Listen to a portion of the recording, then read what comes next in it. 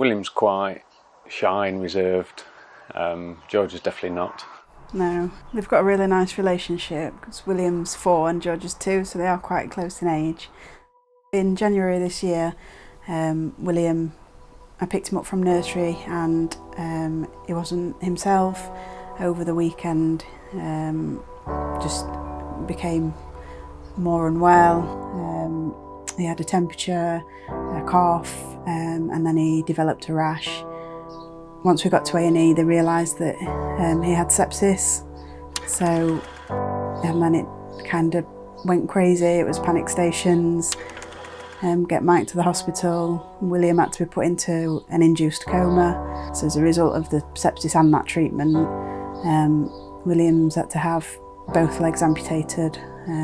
One is a through knee amputation and one's above knee amputation. And then he's lost varying degrees of 9 fingers, part amputation to 9 fingers.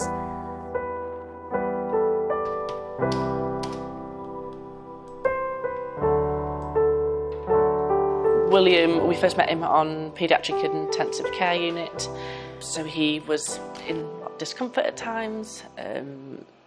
He was heavily bandaged, his legs and hands. He was obviously very scared. There was a lot going on around him, lots and lots of different professionals seeing him on a day-to-day basis, as well as just being generally deconditioned and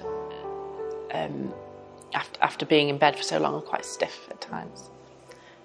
So we brought him to our gym area, which is where we are now, and worked on his sitting, and just giving him the confidence to really move himself again, I suppose, and just trying to play normally.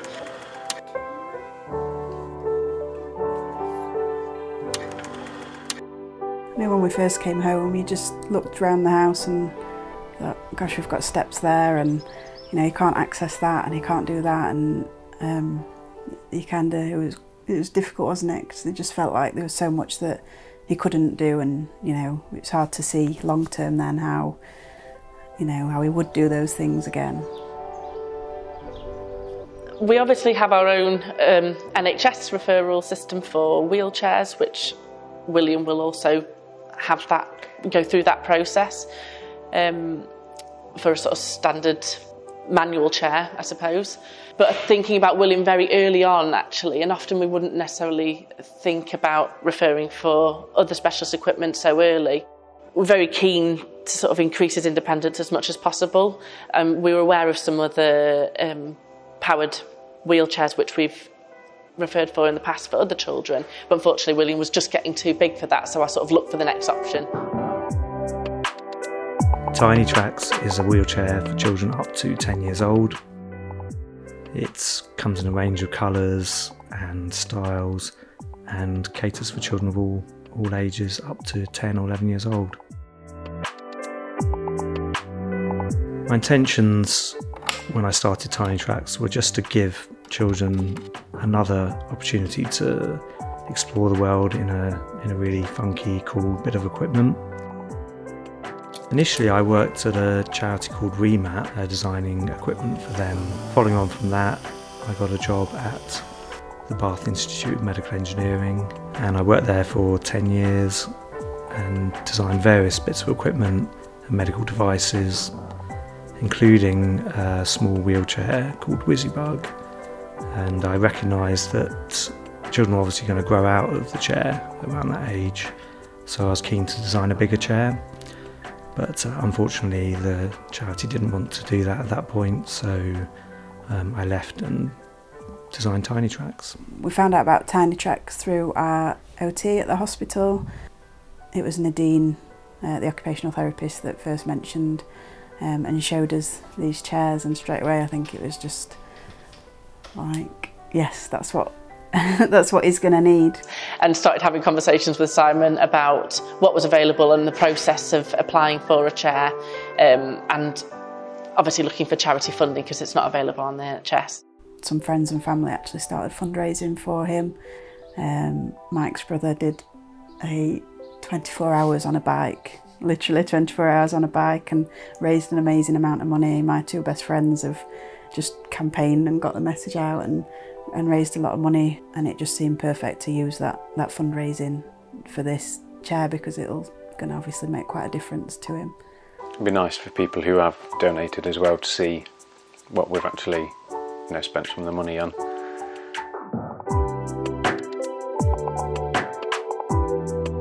The process of a child getting the chair, it obviously normally starts with the family contacting us, or the professional who deals with the child contacting us.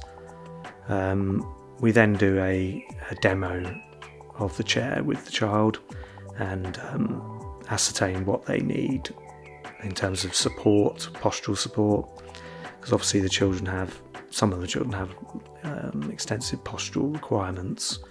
I'd say the TinyTrax chair is different from other power chairs in the fact that it's designed from the child's perspective to be an attractive chair, and a chair that draws their friends and other people towards them rather than pushing them away.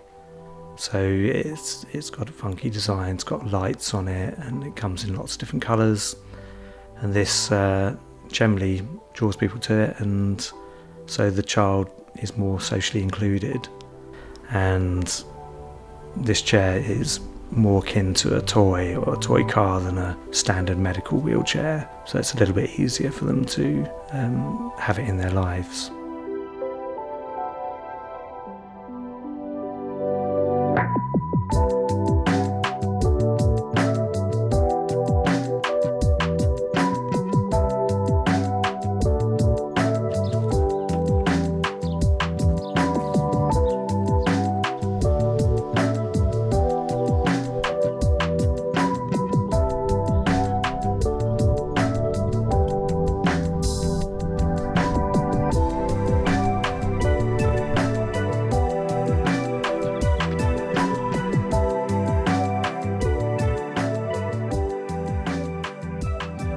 I think the main aim of a powered chair would be to give William that independence, and for a child of his age, that he can run out to go out to the garden independently when he wants to. He can chase his sister around the garden, and just give him that ability to explore. Slightly more agile, more compact than some others we've looked at. So he's going to have that little bit of freedom himself, and a bit of independence for him. Now we're going to Yorkshire Wildlife Park, so that's going to be amazing. He'll be able to obviously blast around and go and see the animals that he wants to see, and just give him a bit more freedom.